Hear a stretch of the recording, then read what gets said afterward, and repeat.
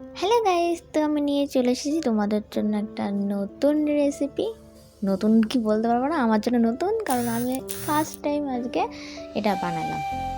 তো আমি বানালাম আজকে সবজি ডাল। তো অনেকেই সবজি ডাল অনেক কিছু দিয়ে বানায়, মানে অনেক কিছু বলতে মুগের ডাল দিয়ে, মটরের, সব অনেক ডাল দিয়ে বানায়, কিন্তু আমি বানিয়েছি মুসুরির ডাল দিয়ে। আর আমাদের বাড়িতে ফার্স্ট টাইম মুসুরির ডাল দিয়ে ভেজ ডাল বানানো হলো, তো সেটা বানালাম আবার আমি। তো চলো কীভাবে সেটা বানিয়েছি তোমাদের সঙ্গে শেয়ার করা যাক। তো প্রথমে সবজিগুলো ভেজে নিয়েছি আলাদা আলাদা করে, তারপরে তেল দিয়েছি। তেল দিয়েছি, তেলের মধ্যে পেঁয়াজ, পাঁচফোড়ন আর সামান্য কী বলছো ওটা, রসুন ছেঁচো করে দিয়েছি। তো ওটা হালকা হালকা ভেজে নেব। ভেজে নেওয়ার পরে যত মশলা দেওয়ার আছে সব দিয়ে দেবো, যেমন ধরো আদা বাটা দেবো, জিরে বাটা দেবো আর হলুদ গুঁড়ো দেবো। সব দিয়ে নাড়াচাড়া করার পর, মানে হালকা ভেজে নেওয়ার পরে হলুদ, লবণ এগুলো সব দিয়ে দেবো। হলুদটা আমি নিজে নিজেই দিয়ে নিলাম, লবণটা আমার মা এসে দিয়ে দেবে, কারণ আমি পারি না লবণ দিতে। বেকার রিস্ক নিয়ে লাভ নেই, যদি বেশি লবণ হয়ে যায় তখন কী হবে। তারপরে আমি দিয়ে দিলাম টমেটো, একটা গোটা টমেটো ফালি ফালি করে কেটে রেখেছিলাম, সেটা দিয়ে দিলাম। তারপরে অল্প একটু জল দিয়ে দিলাম, জল না দিলে যদি পুড়ে যায় সেই চান্সটাও আমি নেবো না, বেকার রিস্ক না, তার জন্য একটুখানি সামান্য জল দিলাম। তারপরে ভাজা ভাজা যত সবজি আছে সব দিয়ে দিলাম। প্রথমে দিয়ে দিলাম ফুলকপি ভাজা, তারপরে দিয়ে দিলাম গাজর ভাজা। আর গাজরগুলো ভাজতে ভাজতে একটু কালো কালো হয়ে গেছে, মনে হয় পুড়ে গেছে, কিন্তু কোনো ব্যাপার না, পুরো গন্ধও আসলো না, খেতেও বেশ ভালো ছিল। তারপরে দিয়ে দিলাম তারপরে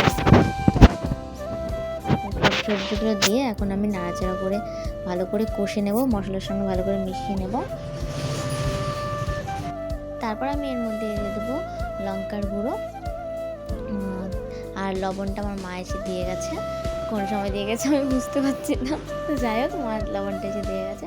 তো আমি কী বলছি ওটা, ভাজা সবজিগুলো ভালো করে লঙ্কাগুলো মিশিয়ে নিলাম। তারপরে এই ডাল সিদ্ধটা মা সিদ্ধ করে রেখে দিয়েছিল, যতটা পরিমাণে জল লাগবে ততটা জল ডালের মধ্যে দিয়ে রেখে দিয়েছিল। তো সেটা দিয়ে দিলাম, দিয়ে একটু নাড়াচাড়া করে দিচ্ছি। এরপরে আমি ঢেকে ঢেকে দেবো আর তুলে নেবো, মানে ঢাকবো, ঢেকে ফুটে যাবো, তারপরে তুলে নেবো।